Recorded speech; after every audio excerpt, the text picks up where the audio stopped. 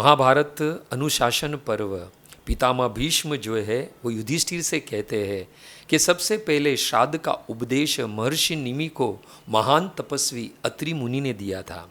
इस प्रकार पहले निमि ने श्राद्ध का आरंभ किया, उसके बाद अन्य महर्षि भी श्राद्ध करने लगे।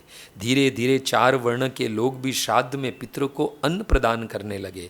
लगातार इस प्रकार पितृपक्ष में श्राद्ध का भोजन प्राप्त कर पितृ जो है वो तृप्त और प्रसन्न हुए।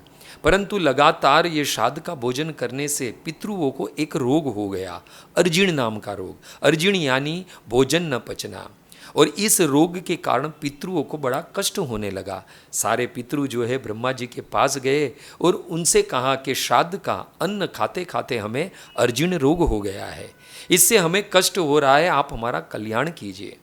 ब्रह्मा जी ने कहा कि मेरे निकट में जो है ये अग्निदेव बैठे हैं, आप उनसे प्रार्थना करो, अवश्य ये आपके कष्ट को दूर कर कर आपका कल्याण करेंगे। सारे पितृ जो है वो अग्निदेव के पास गए और अग्निदेव जो है प्रसन्न होकर पितृओं से कहा कि अब से श्राद्ध में हम लोग साथ में भोजन किया करेंगे, मेरे साथ रहने से आपको ये अर्जिण रोग जो है वो दूर हो जाएगा।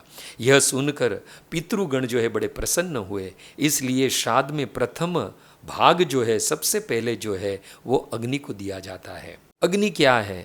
भगवान श्री कृष्ण अर्जुन से श्रीमद् भगवद गीता के 7वें अध्याय के 4 श्लोक में कहते हैं कि भूमि आप अनल वायु खम मनो बुद्धि रेवच अहंकारिति यम में भिन्ना प्रकृति अष्टदा। ये अर्जुन, मेरी 8 प्रकार की शक्तियाँ है, उसमें अग्नि भी एक शक्ति है। यानी ये वास्तविक देखा जाए तो कृष्ण की शक्ति है।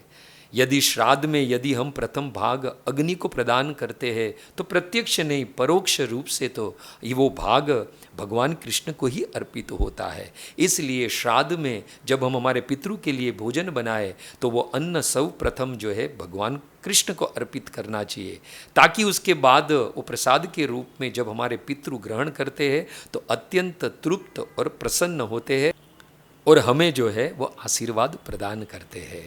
हरे कृष्णा।